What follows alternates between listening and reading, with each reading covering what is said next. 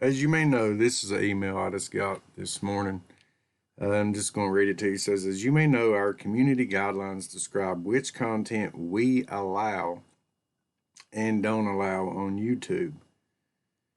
And what it's referring to is I attempted just to see if a recent documentary called Plandemic would be allowed or how quickly they would take it down. And immediately when it processed, I received this notification. It was flagged to us for review, which is funny because I put it unlisted. So who flagged it? That's the question. Upon review, we've determined that it violates our guidelines and we've removed it from YouTube. We know that this might be disappointing. They talk to you like you're a kid.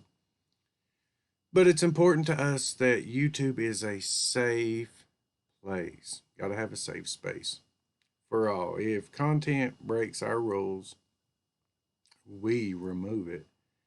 If you think we've made a mistake, you can appeal and we'll take another look. Keep reading for more details.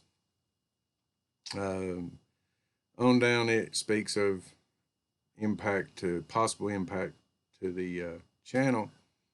It says it has not resulted in a community guideline strike or penalty on your account. However, we still encourage you to review all of your content to make sure it is in line with our community guidelines.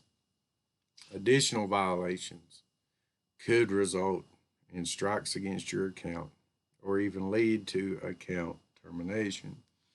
And see, that's what people, especially believers or those that advocate for legitimate truth, legitimate free speech, debate that brings about truth and such, need to understand. YouTube came about years ago, and when you're building a tyranny, business, whatever, it all has the same idea. You may have to invest money for a long-term goal, and you may have to open this up to everyone at a reduced price or possibly free, like YouTube did, Facebook did, Twitter did, and you get everyone used to using your product. The same way with debit cards. Those that remember when debit cards came out, the big push was no processing fees. And then you get everyone using that product and getting away from handling cash.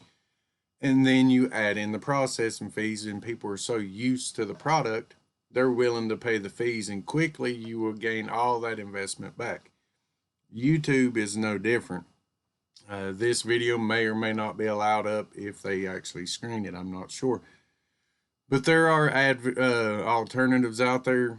One that is growing, and maybe it will hold for a little while, is BitChute. So if you don't have a BitChute account, it's BITCHUTE. BitChute, it is free for now and relatively open as far as putting things out there. I had a sister who expressed frustration because Christians were not speaking out against certain things. And I understand that desire to speak out against anything you may see as evil, detrimental, scary, or what have you. And I understand that. But what also has to be understood is YouTube, as I tested and am speaking on now, is they are suppressing material before it even makes it to any viewers. Not only is it maybe out there for a little while, some truths getting out there, and then it's taken down, the new filtering process is never letting it be published whatsoever. So there is a chance there's people attempting or who have attempted to speak out on certain issues that you deem important. But YouTube, in its tyranny, has deemed it not in line with their community guidelines. So what they're trying to tell you to do is shh, just shh. And They're doing that because they have ultimate control of what is published and what is not. It's just not if you spend the hours and hours that many people do and all the time and effort to work up a video that they would like to discuss, and they're not putting the time into it and the effort. It's all that is proven to come to a point in time when YouTube will just ban it before it's even published. So people are having to look for alternative platforms, and we've discussed this in the past. Many people have. They've seen it that with the banning of Alex Jones, with the banning of a lot of bigger channels that they deemed not to be in line with their community guidelines. We're talking about a platform that pushes everything filth, everything nasty, everything strange.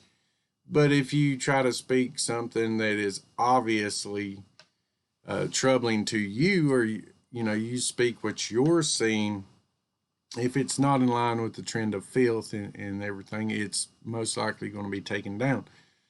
And if you're seeing videos explode in popularity on YouTube, especially certain topics that people may think are revealed truth, but yet YouTube's taking no notice or no issue or even advocating for those topics, stop and think. Why is YouTube allowing it?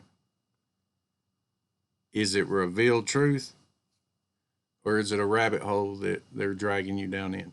Just something to ponder. So check out BitChute, check out other alternatives, because guys, men, women, the time of looking for other ways to operate and to communicate are now. They're filtering most platforms, most communique that we use is being ran through something, so it's very seldom from one party to the next without a third party checking out what you're discussing. So that's just the time that we live in. So it's not that people aren't speaking out, it's just within this particular platform as of now, and I don't see it changing. They have too much tyranny, too much control. We have to operate as we can within this particular platform, or it's an utter waste of time if people put up time and effort and studies for it just to be removed and nobody even see it. That's just, really, it's like throwing stones into a bucket with the bottom cut out of it. So it's really pointless. So the content on here I'm sure people will try to operate and get what they can out there on this platform and start checking out and getting more familiar with other platforms. A lot of innuendo may have to be used while on this platform just to get the message out there in certain areas to try and get by the filters. So with the Nazis that are running certain things these days, we just have to do the best we can. So, communicate with one another as best you can, maybe point one another to these alternative venues, and try to use whatever platform you have access to share the gospel, to share the hope of salvation, the promise of everlasting life through what Jesus did for us. And try not to let this, like other things, discourage us, because it can become real frustrating really easy when we hit these walls. But the Lord will make a way for his message, the most important one being the gospel, to get out there. And what I'm also seeing is people are going backwards, maybe in a good way, and they're learning how to discuss the gospel, talk about Jesus face to face.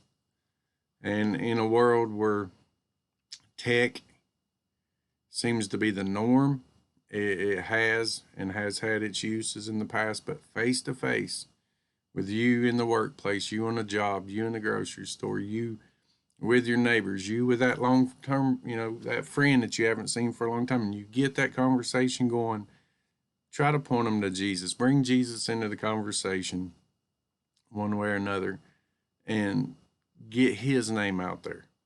And the gospel's free. It's always been free, and it's available to all, and it's for all, and it benefits all who will believe in, trust in, rely upon Jesus Christ and what he did for them, which was to go on that cross and take what was rightfully theirs, that punishment.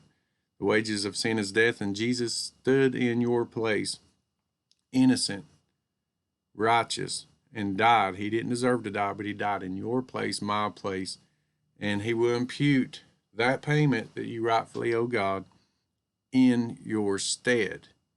And he will trade and gift to you his righteousness and the free gift of everlasting life simply by trusting him for it. You can't earn it. You can't work for it. And without that foundation, all these other efforts of trying to hack at the branches of evil are pointless if a person still goes to hell.